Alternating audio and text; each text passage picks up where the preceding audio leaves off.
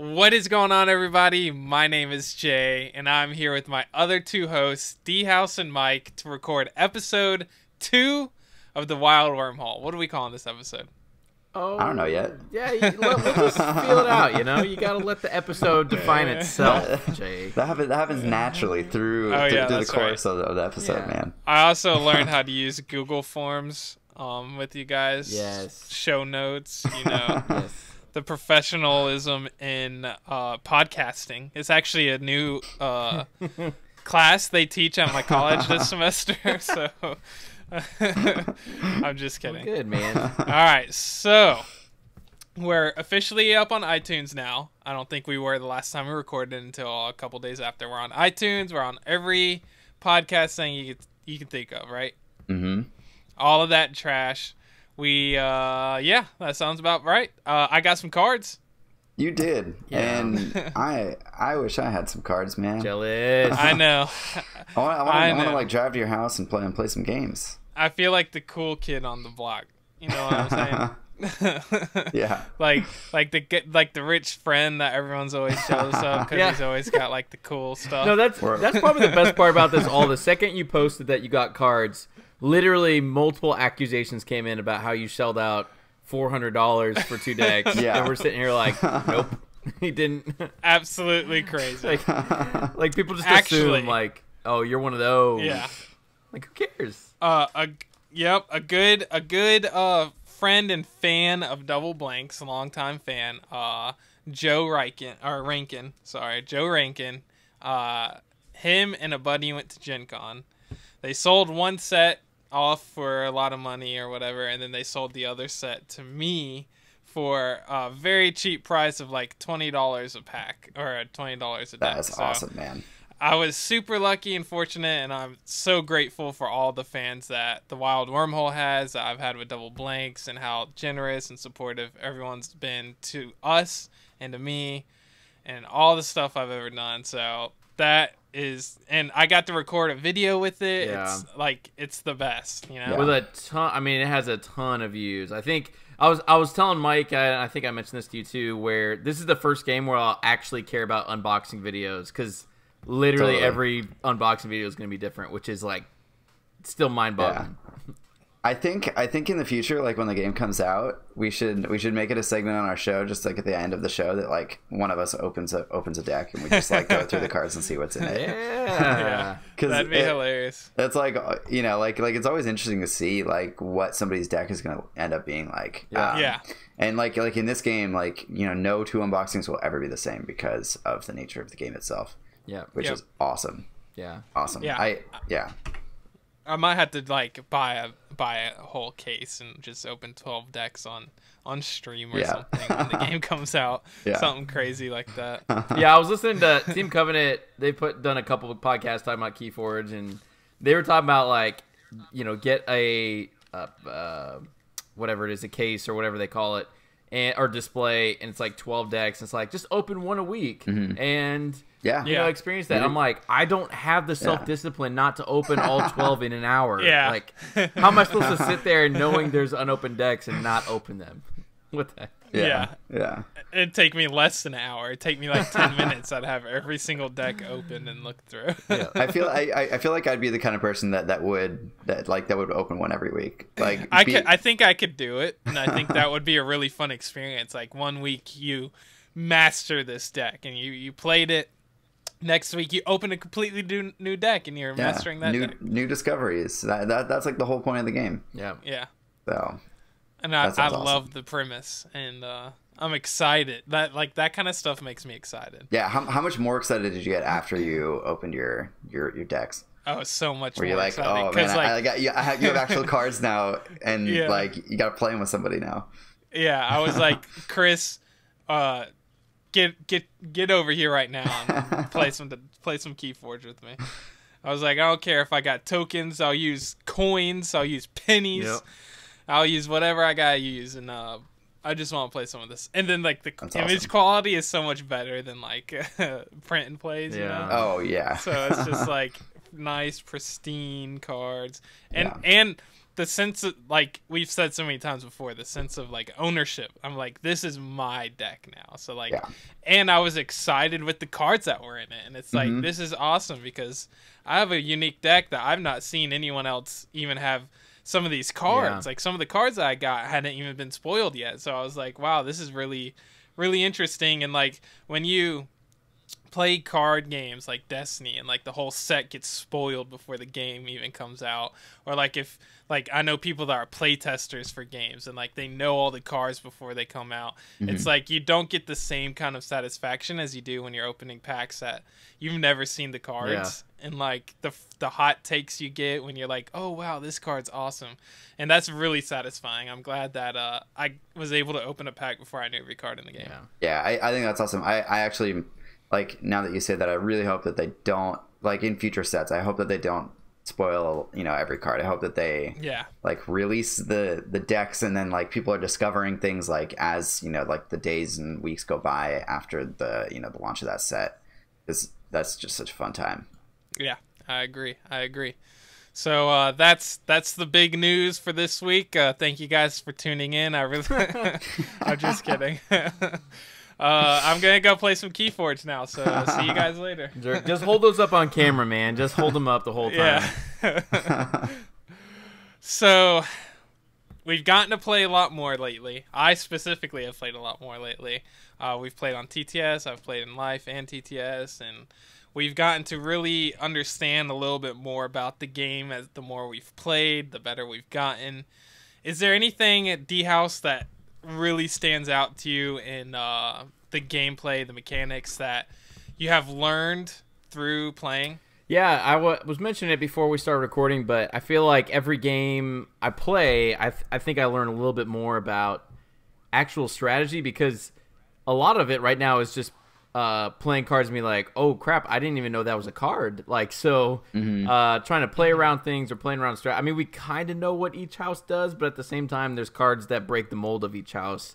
So you could be playing against the deck that breaks the mold of that house, like really, like strongly. So, so I played 2 games in a row where I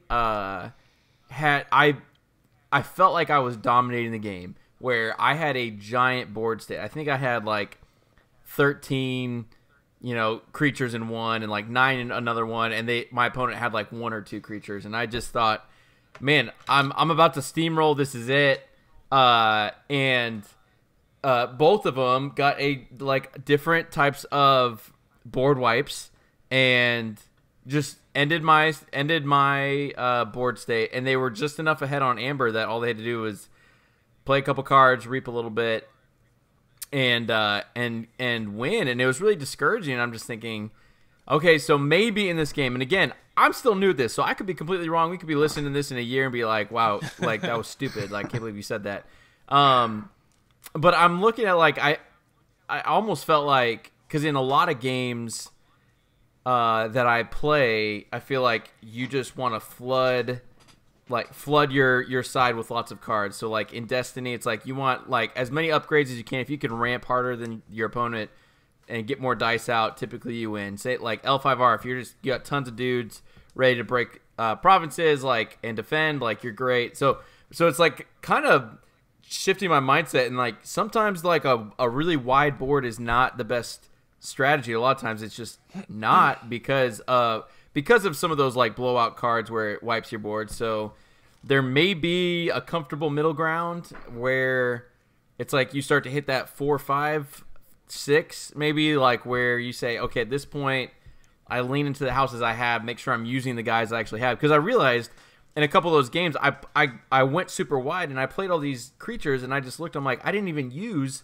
5 or 6 of the creatures. I just played them and got absolutely zero value out of them. And so I'm just trying to figure that out. I don't have a conclusion. It's one of those lessons I'm trying to figure out, like, what is the sweet spot where you kind of hit, like, you know, the just a good amount of creatures, not too many, not too little, where you just need to start getting value out of those creatures and stop just trying to flood your board. Yeah, it's tricky. That's happened to me a couple times too, where I have like, you know, a huge lead on board, and then all of a sudden I lose, and it's like, wait, what just happened? Yeah. But Yeah, I don't know exactly like what my takeaways are though. I think that's kind of like the stage I'm at right now. It's like I understand that like maybe this isn't the right strategy, but I haven't played enough of those games to like really figure out like what the strategy is in those situations. So yeah, it's been really weird for me. Yeah, I've had a few. I've actually recently decided that like if I can get 3 or 4 of the same house out in one, like say I'm super lucky, I get 3 of the same creatures out on a turn. If my opponent doesn't wipe those, sometimes no matter what I have in my hand, I just use those creatures to reap and get amber or attack and clear their board. Because like you said, I played 3 from that house. Next turn, I draw into 3 more creatures from a different house. I could play those, but then I'm not doing anything with the creatures I played last turn. Yeah. And then the turn after that, they just wipe the board. Yeah. And it's like, unless you have good play effects to play, which will be huge in this game, then I think sometimes you have to decide, all right, I think I have to use what I have now, and then later set myself up again once they have to wipe these creatures off the board. Yeah, I think that to a certain extent that definitely makes sense to sort of push your advantage while you have one, and then not worry about sort of overextending onto the board. And that's a concept in like in Magic and Hearthstone and stuff like that. It's like you don't want to play everything from your hand that you can all the time, because just in case something happens, like you don't have anything to like reload with. This game is obviously different, being that you draw back up every single, like at the end of every turn, but like you're not going to see those creatures again for a while. Yeah. And it's I think it really is also dependent on what houses you're playing against. Like maybe against a group of houses that you don't know has like great board clears, you go a bit wider. And then like against Dis, like you probably aren't going to want to like build like a 13 creature wide board, because they have like, I don't know, at least 3 cards that we've seen that just like nuke every creature. And then it's like I got into situations, I think it was against you, Jay, where like you had that board of creatures, and it kind of like puts me in a position where I'm like forced to deal with it. So it's like if I don't have anything that can immediately deal with it in my hand, then it's like I have to play the house that I have the most things of, so that I can get rid of those and then try to draw into something that can deal with those. And I don't know the decks well enough to know whether or not I even have that in my deck, a way to deal with it, but I think there's a ton of nuance there when it comes to just like how you play creatures. Yeah, and another interesting thing is that like a lot of the decks that we played early on in TTS did have those board wipes. But I will say that in a lot of the decks I've seen lately, and like my 2 decks that I got, they had like 1 board wipe, maybe. Like one of them was Poison Wave, which is like 2 damage to each creature, which really isn't even a board wipe.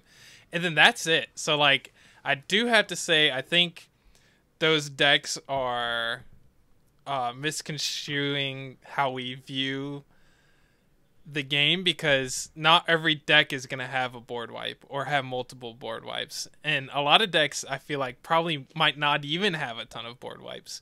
So if that's the case, then building a big board state will be better, but you never know what's in your opponent's deck, right? Yeah, like strategy in general in this game is really, really interesting. Like the main strategies that people are going to like adhere to are going to have to be super generic, because you don't know what you're playing against.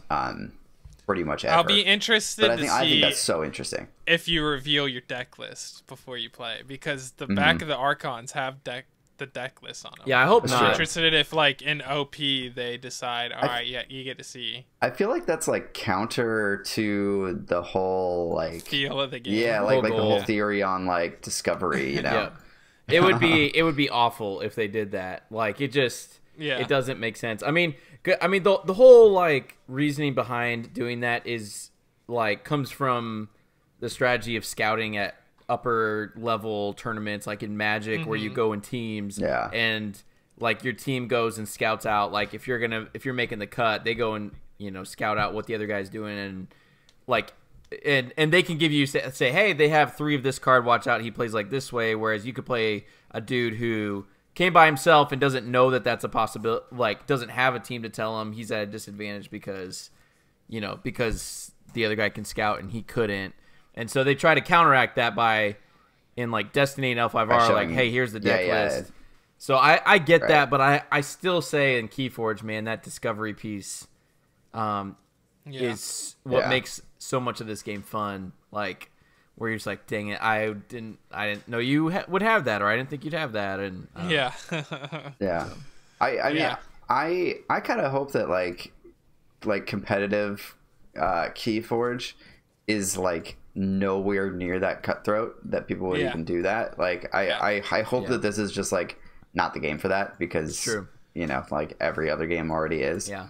So I'm into this being just the play cards and see what happens. Like, isn't it weird to think of like what the world championship for KeyForge will look like? Like, I mean, you just crank out games. Like, there's no deck building. Like, it just play testing is gonna be so weird. Yeah. Yeah, and the coolest thing is that like it's gonna be your deck that wins. Yeah. You know what I mean? Yeah, it's not like you didn't net deck it, you didn't tech against and then you sell it on eBay for $1,000. The net decked it for you. Yeah. And then sell it on eBay, like he said, for $1 million. Yeah. Because it's got to be the best deck in the world, right? Yeah, of course. Oh, that sounds fun. Well, there you go. That is what we've learned recently. Now we're going to move into the next bit, which is recently, what have you played and what has become your most favorite card? Wait, we're not doing played cards. It's just favorite cards, because I don't think Mike and I have played our cards. No, I haven't. It's just I just picked a card that I've seen recently that I thought was cool. Yeah, same here. Just something fun. All right. A card you've played or seen recently. Of all those, what's your favorite one recently? There it is. DHaus, you go first. All right, cool. So I recently saw a Logos card that I just love. It's called Neutron Shark. So it has this card wrecked me. So it has it has 1 power, no armor. It's a creature, beast, mutant. It is a rare. So it is. So that's cool. It has a play, fight, reap ability. So you get to do this whether you play with it, fight with it, or reap with it, which is kind of crazy. But the text says destroy an enemy creature or artifact and a friendly creature or artifact. Discard the top card of your deck. If that card is not a Logos card, trigger this effect again. So it's just crazy. I mean, talk about board wipes, right? Talk about board wipes. Yeah, exactly. Like, that's the thing is like I feel like every house has some kind of board wipe that I've seen so far, and it just looks different. But this guy, I mean, literally, you just drop him in there and just starts wrecking. The theme is hilarious. It's so great. It's like the shark's just chomping on everything it sees. Exactly. I played against Tiny Grimes on his stream, and I was like 1 turn away from winning basically, and he plays a Neutron Shark and systematically just like kills like all of my creatures and then enough of his. Like, he never flipped over a card that wasn't Logos. And I had a card in my hand that was like something about you had like loot the bodies and you had that's right. Yeah, I had loot the bodies and I had a Brobnar card that said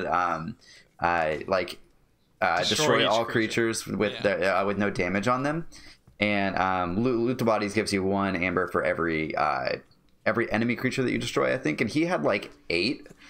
So and you had like 5.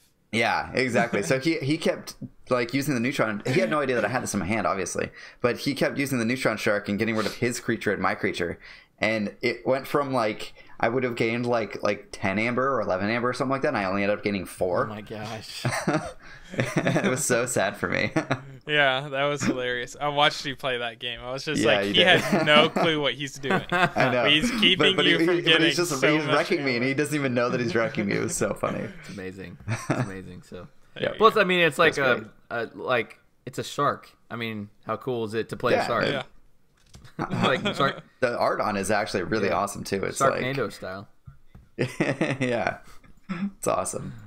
So that's my card. All right, Mike. What is your card? All right. The card that I've seen recently that I really like, I think it's really, really interesting. It's in a house that is not my favorite house, but it is called Safe Place. It is a Shadows artifact. Not your favorite house. No, Shadows is not my favorite house. It's really powerful, but it's not my favorite to play. It's also, I always get wrecked by it. So yeah. I mean, but part of that is because I tend to not play around bait and switch like ever, because I just like dare my opponent to have it, and then they do every single time. That's a personal problem. But so Safe Place is an artifact. It gives you an amber when you play it. And it says you may spend amber on Safe Place when forging keys, and the way you get amber onto Safe Place is with an action you can move. I'm pretty sure you have to exhaust it with that action. Yeah, you do. Okay, cool. And you move one amber from your pool to Safe Place. So I think this card is really interesting for a lot of reasons. If you're playing against a house that steals a lot, like Shadows, you can put it on a Safe Place, and then they can't steal that amber. The fact that you can only move one makes it like good. Less good, or like less sort of able to be a quote unquote safe place, I guess, for all of your amber. But if you do this enough times, you get there and you can spend your amber on it. But my favorite part about the card is that one of the game rules is that when a card leaves play, if it has any amber on it, your opponent gets that amber. So if your opponent can like in some way destroy Safe Place, they get all the amber that you were storing there, which I think is hilarious. Yep. Yeah, that's so cool. I like that card. I just wish that it said like 2. Move 2. No, I'm glad that Shadows doesn't get the help like that. Yeah, that should be in a different house though, right? Because like it does kind of feel Shadowsy, like, because it's like like something that you just stole. You're like putting in somewhere safe. So like I kind of get it, but like I could also see like Sanctum having an effect like this. Yeah. This feels very Sanctum-y too. I wonder if they'll have something. Like they totally could. We have no idea. Yeah. So. Yeah. How many cards are left to be seen? Do you know? I don't know. Hopefully a lot. Hopefully a lot. I don't even know how many cards I've seen. Yeah. I've probably only seen like 100 cards, because I haven't like sat and looked through like all of them. I just know the ones that are in the decks that are on like 5 of the decks that I've played on TTS. Yep. So. All right. Well, that one's yours. Mine is a Untamed card, and it is Mimicry. I don't know if this has been revealed anywhere else, but as far as I know, my deck was the first one that had it, and it's action. When you play this card, treat it as a copy of an action card in your opponent's discard pile. This card is so sick. That's because so good. You can play it in bait and switch. You can play it in board wipe. You can play it and do many crazy things. Yeah, you just use your opponent's best action card against them. Man. Yeah, bait and switch so specifically cool. makes it feel like, oh, this is a good card. You know what I mean? Yeah. Yeah, it's not great in response to a bait and switch, because like bait and switch after a bait and switch just is not that great, because you're not gaining really any amber. It's like multiple turns later you can do it. Yeah, exactly. Yeah. Like on the turn after you forge, and then your opponent's about to, like, then you can do it. Or the board wipe play is amazing. Like there's the Logos card. I forgot what the name is, but it has the ability that when you play it, your opponent can't use any action cards on their turn. Yep. That would be sweet. Library access. Oh gosh, library access. If you have Logos, if you have Logos in your deck, Well, yeah, right. Because is it when you play a Logos card you draw, or is it when you play a card any, you draw? Yeah, it's any card. So so it's you even just better. You just mimicry their thing, and then you just play all of your Untamed cards. Yeah. That makes sense. That's sweet. So cool. Untamed is quickly becoming one of my favorite houses for sure. Yeah, and then Untamed's you just awesome. Witch of the Eye and get Mimicry back and then do it again. You're so salty about Witch of the Eye. Oh, that sounds great. she enables so many weird combos like that, but it's that's what makes this game fun. Oh man. Yeah. I really like Mimicry. I think it's gonna be and my deck has 2 of them. Yeah. For anybody who doesn't know what Witch of the Eye is, it's a 3-power creature. And when you re-put it, you return a card from your discard pile to your hand. So you could play something like the Mimicry. That would go to your discard pile. And then you could Witch of the Eye and get it back and use it again. Yeah. So. Yeah. Which is... And if you have both of them, you could potentially use it for 2 different action cards in your opponent's discard pile. So... Yeah, and it's also it's a copy of it. So like, even if you play that Sanctum card that doesn't have an effect but gives you 3 amber, like that works. Yeah, because it acts as an exact copy of that card. So you get the amber of any cards that. Super cool. Yeah, that's a good point. That's a good point.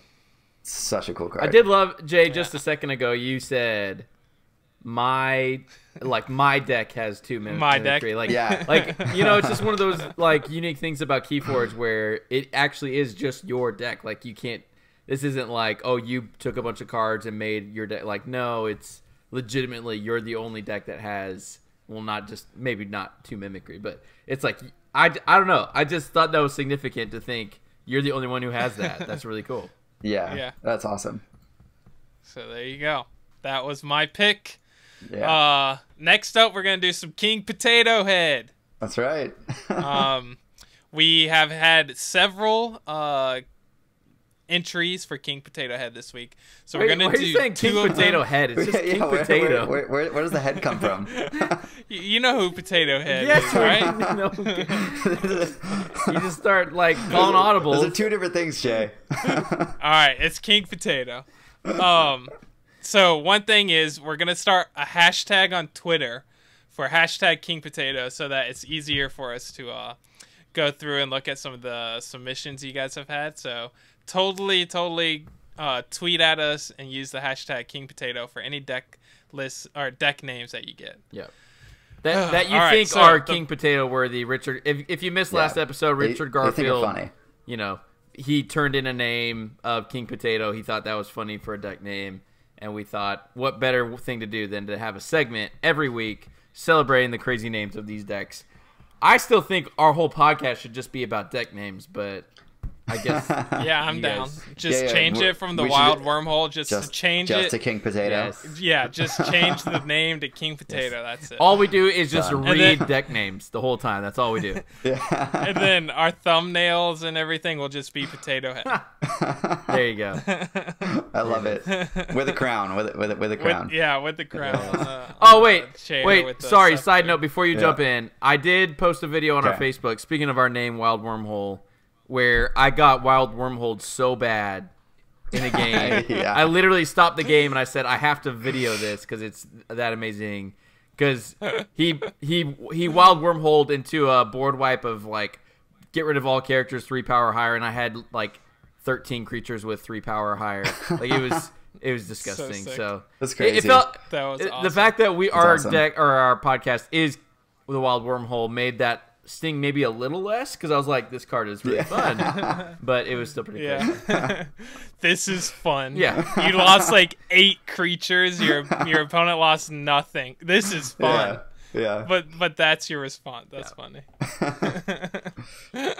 Go check out that video real fast. Yeah. All right. So the first one we're going to talk about was submitted by who was it? No, it wasn't submitted. I saw the one and only Zach Bunn over at Team Covenant. This was submitted by that's right. by DHaus. Yeah, this is I'm choosing DHaus submitted somebody else's deck. Yeah. Hey, listen. When you see a deck name that's too good not to talk about for King Potato, you can't just pretend you didn't see it. I can't deny the deck name. I'm with you. So there. since I submitted it, I'm going to say it, Jay. You should. So Zach's deck name is Snakejelly, the borrower, in air quotes, of law. My favorite part of it is that borrower is in quotes. Yeah. It's like Snakejelly is obviously a thief, guys. Come on. Yeah, exactly. Snakejelly. Like I hope that his deck is a Shadows deck, and that like the fact that borrower in quotes is literally in there because it's Shadows. Yeah, that would be pretty good. But have you ever just thought about turning a snake into jelly? Like what that would be like? I mean, that's... who says that it's not like jelly made from a snake? Like... Ugh. Who knows? Who knows? That's funny. So what is this thing with the tags? Like, I heard that something about the tags goes into your deck. The tags? What? Yeah, so like, I don't know if the tags are the things that are in quotes, but like something about the name is integrated into the deck. Like the name has tags. I don't know what that means. Is is the thing after the comma like the borrower of law? Is it like that's the tag?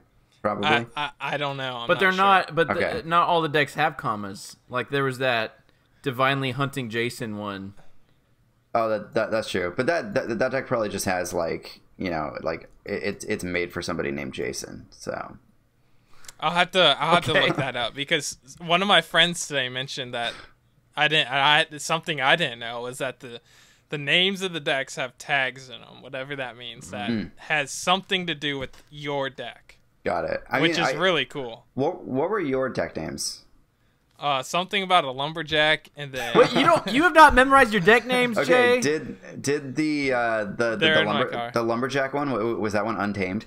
That was it was. Okay, the Gemini. so maybe like part of the thing has to do with like one or more houses of the deck. That would be cool. Lumberjack and Untamed. That makes like sense. I will know the names of every single deck. I will memorize every one that I have. It's the Gemini something lumberjack. Okay, man. And then the other one is you're killing me right now. Norton. Listen, and you can't say, "Oh, I live in the South," because I'm in the South too, and you can't blame your Southern roots for that.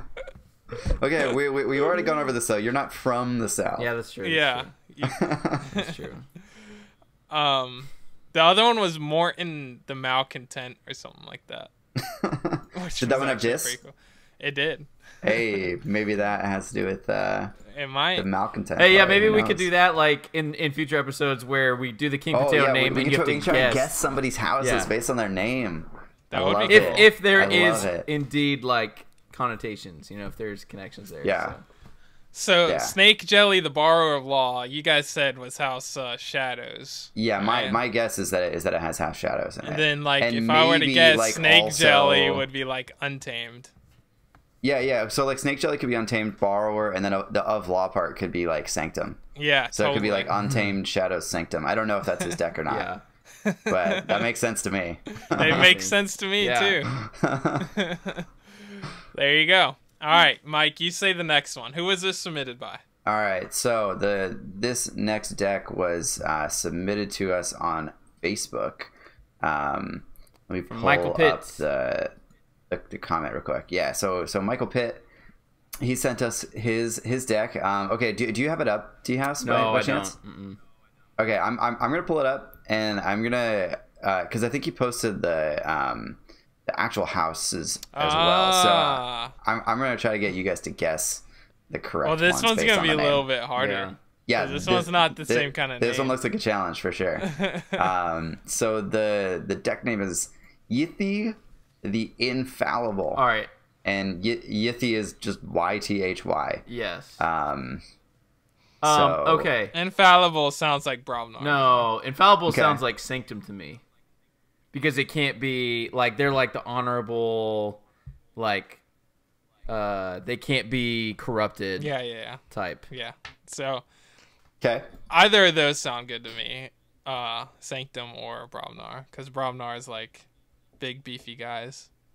Yeah. I don't know about Ythy. What about the Ythy? Like Dis or Untamed. That sounds like Untamed. That sounds like a druid type name. Yeah, I would say I would say Untamed. Okay, so do you guys want to know what it is? Yeah. All right, so before I looked at this, I was thinking that like Ythy could either be Dis or like Mars, because like a lot of the Mars names sort of sound weird like that. Yeah. And it is Mars Sanctum Dis. So you guys got the Sanctum bit right for sure. I don't know where the Dis comes in, but I could see Ythy as like something Mars-esque. Yeah, because sure. So some of the Mars cards have really weird names like that. Yeah. So I looked up Zach Bunn's Twitter and I found Snakejelly. Oh, what is it? Did we get it? So we guess right? So you guess what? You guessed Shadows. We guessed Shadows, Sanctum, Untamed. That's exactly it. That's exactly what it is. Shadows Sanctum. That's amazing.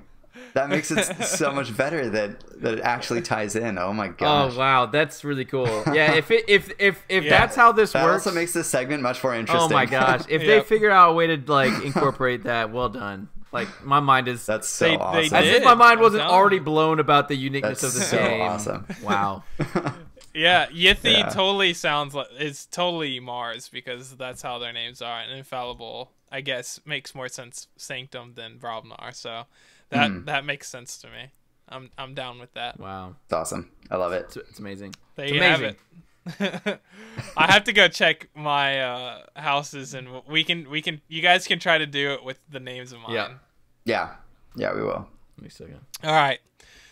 Well, that was King Potato, not King Potato Head, just King Potato. Just to clarify. Yeah, I don't want you guys to get confused because I was being goofy. I was being a goof. What a goof.